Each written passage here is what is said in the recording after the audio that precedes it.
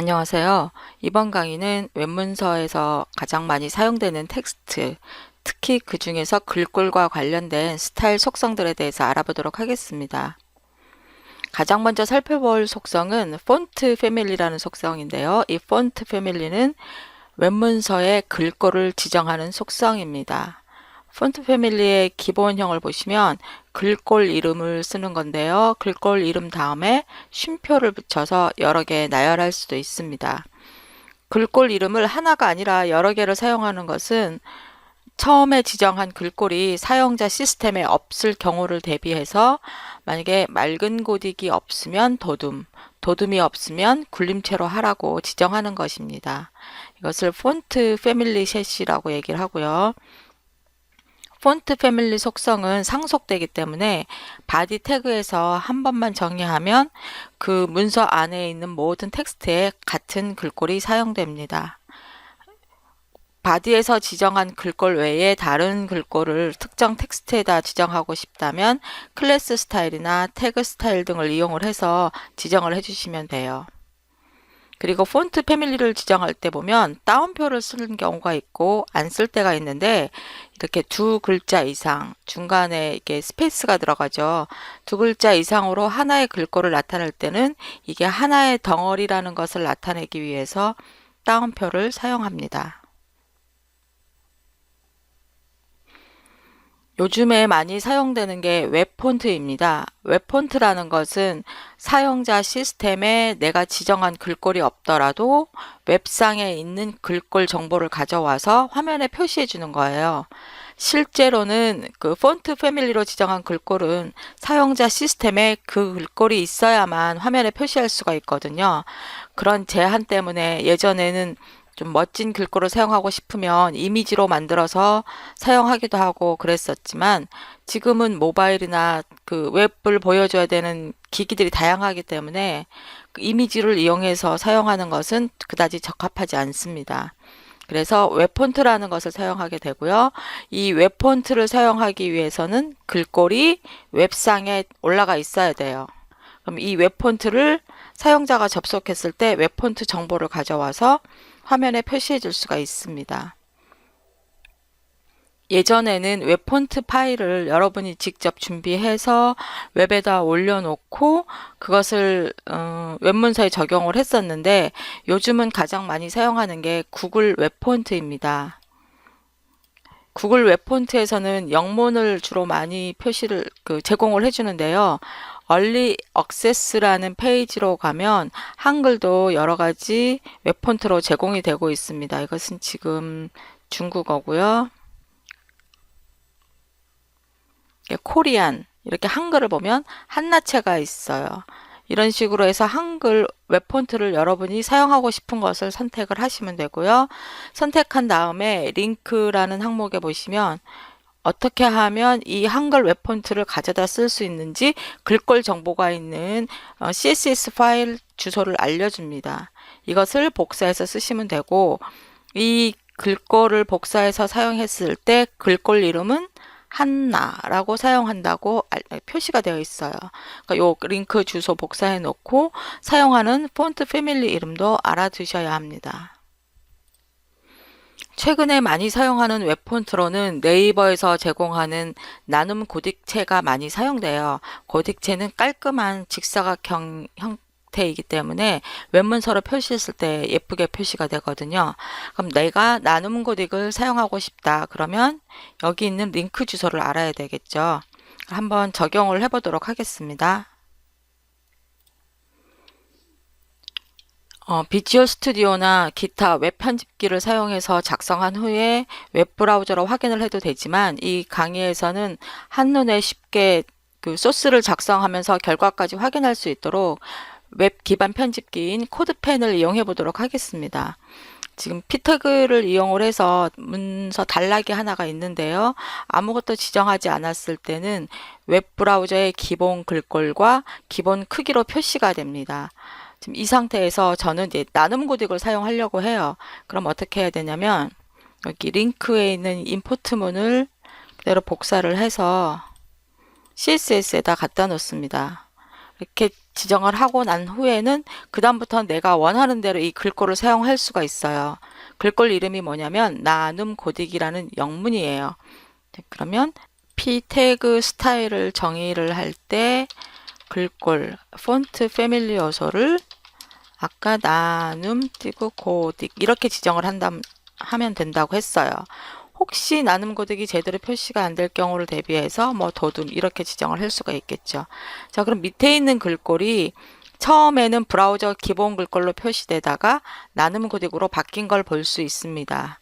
이 나눔 고딕뿐만 아니라 뭐 영문이든 한글이든 상관없이 구글에서 제공하는 이 임포트문, 링크할 주소만 알고 있고 글꼴 이름만 알고 있다면 언제든지 자유롭게 글꼴을 사용할 수가 있습니다. 글꼴 속성 중에서 제일 많이 사용되는 게 폰트 사이즈예요. 그러니까 글자 크기를 지정을 하는 거죠. 글자 크기를 한번 지정을 해보도록 하겠습니다.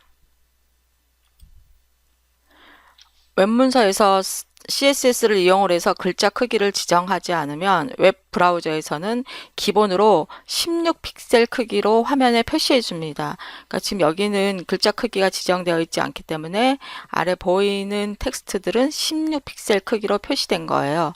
근데 내가 이 텍스트 단락의 글자 크기를 좀 크게 바꾸고 싶다. 그러면 폰트 사이즈 20픽셀 조금 커진 걸 볼 수가 있죠.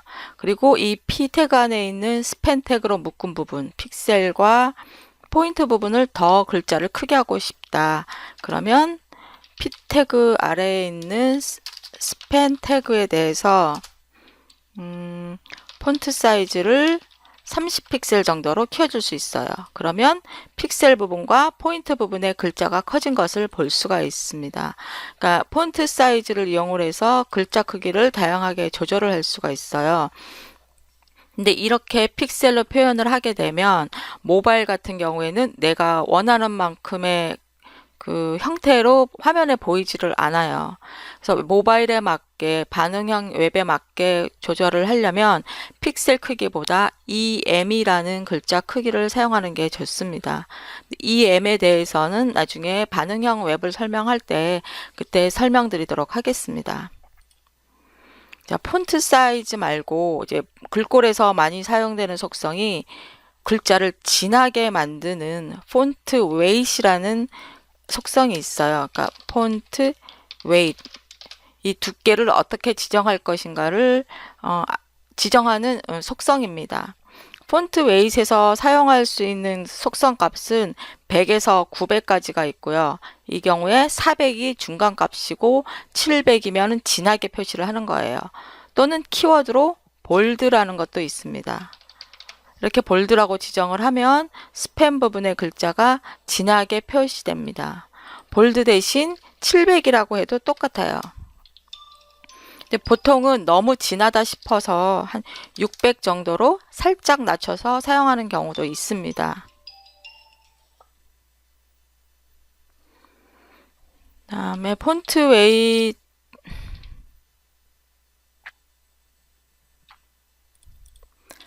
폰트 웨이트이 글자를 진하게 바꿔주는 것이라면 이탈릭체로 바꿔주는 속성도 있어요. 이탈릭체로 바꿔주는 속성은 폰트 스타일이라는 속성입니다. 이 폰트 스타일에서 사용할 수 있는 값은 이탈릭 또는 노멀. 노멀은 이제 정상적인 거, 일반적으로 이탈릭체가 아닌 일반 글꼴을 사용할 때 노멀이라고 그러고요. 이탈릭이라고 지정을 하게 되면 지정한 부분의 텍스트가 이탈릭체로 표시가 됩니다. 그래서 폰트 사이즈와 폰트 웨이트, 폰트 스타일이 가장 많이 사용하는 글꼴 속성입니다.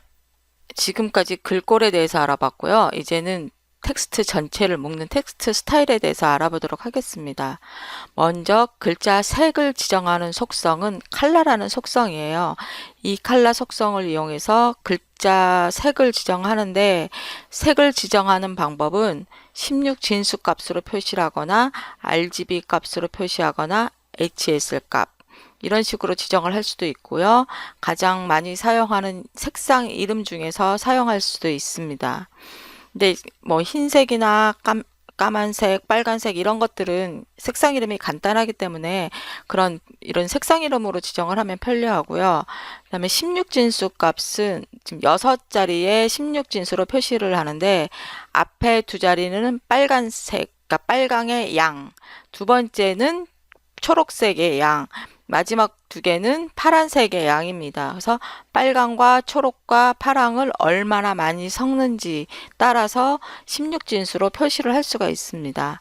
이 값을 우리가 모두 알 수 없기 때문에 세밀하게 그 값을 지정을 하고 싶을 때는 인터넷에서 웹 색상표라고 검색을 해보시면 색상과 그 옆에 16진수 값이 다 표시가 되어 있어요. 그 값을 이용을 해서 표시를 하셔도 되고요. 또는 이런 컬러 피커 사이트를 이용을 하셔도 돼요. 내가 노란색 계열을 선택을 하고 싶다. 그러면 이 긴 막대에서 메인 색을 선택을 하고 넓은 영역에서 내가 원하는 색을 이렇게 옮겨주시면 선택을 했어요. 이 색을 내가 택하고 싶다. 그랬을 경우에 여기 위에 그 색상에 해당하는 16진수 값이 표시가 됩니다. 그럼 이것을 복사해서 색상 이름으로 사용을 하시면 돼요.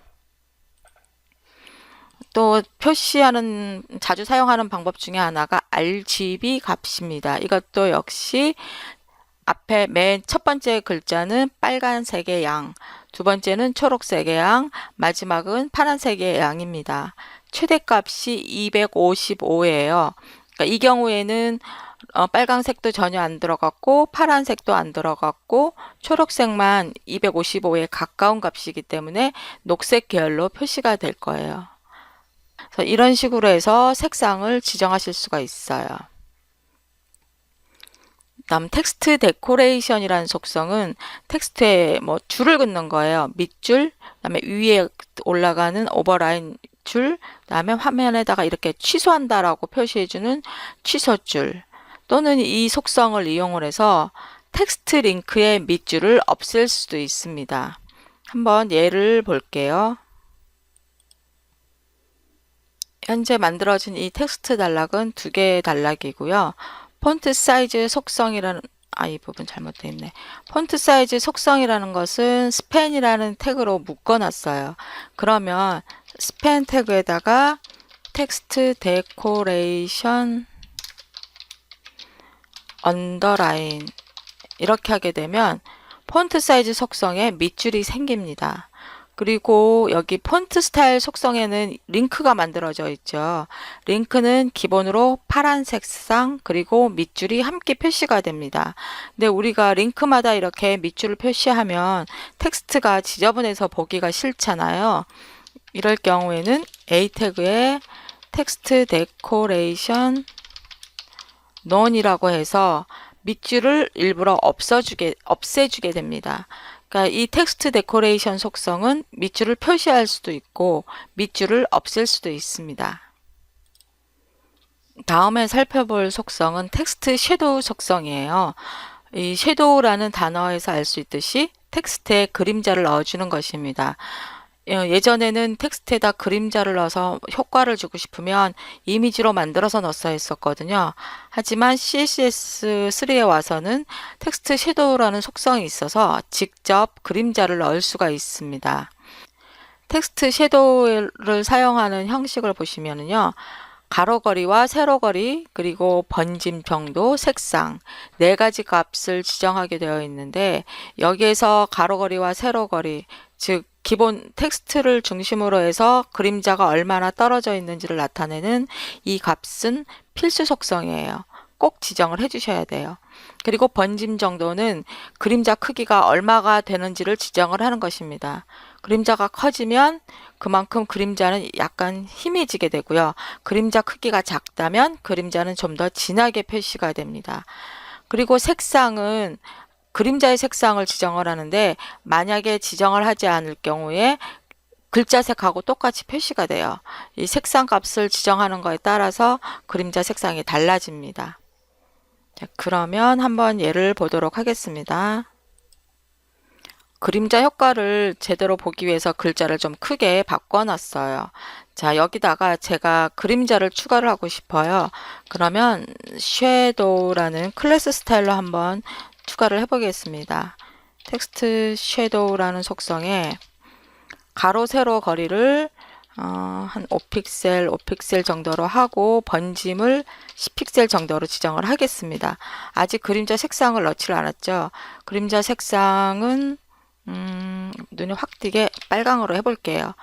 그리고 H1에다가는 클래스 섀도우라고 지정을 해보겠습니다.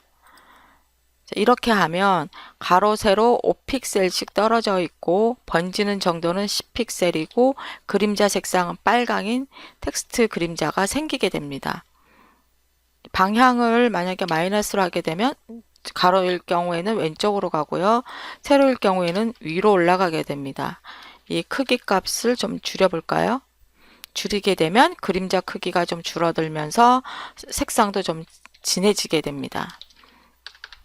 여기를 만약에 블루라고 바꾼다면 이렇게 블루로 바뀌겠죠.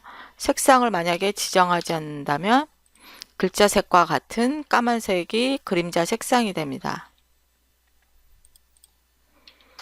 다음으로 살펴볼 속성은 화이트 스페이스 속성입니다.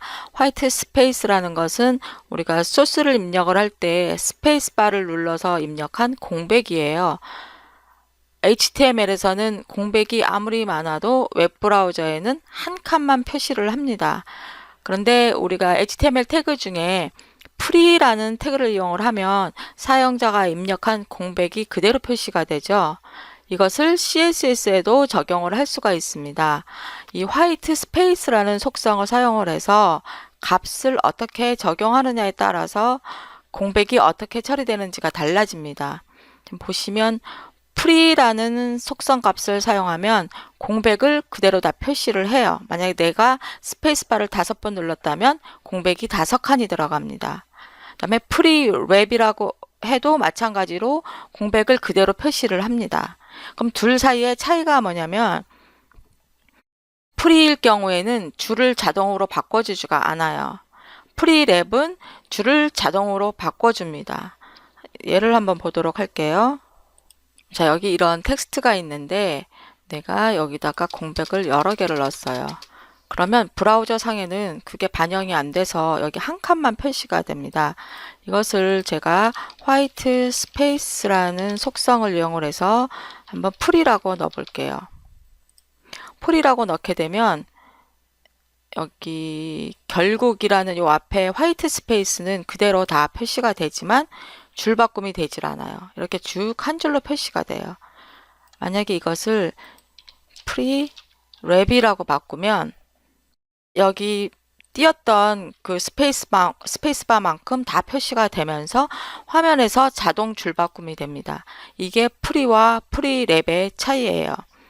만약에 여기서 노랩이라고 하게 되면 줄바꿈도 되지 않고요.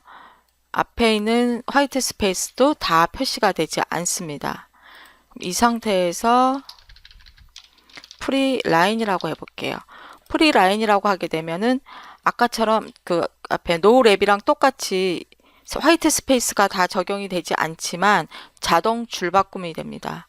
이런 형태로 4가지를 구별해서 사용을 하시면 돼요. 그러니까 스페이스를 다 표시할 것인지 표시하지 않을 것인지를 결정을 하고 자동 줄바꿈을 할 것인지 하지 않을 것인지를 결정을 하시면 됩니다. 레터 스페이싱과 워드 스페이싱은 글자 사이의 간격 또는 단어와 단어 사이의 간격을 지정을 하는 속성입니다. 자, 여기까지 글꼴과 텍스트와 관련된 여러 가지 속성을 알아봤습니다. 이 속성들은 여러분들이 앞으로 자주 사용하게 될 것이기 때문에 잘 알아두시기 바라고요. 다음 강의에는 단락과 목록에 대한 스타일을 알아보도록 하겠습니다. 감사합니다.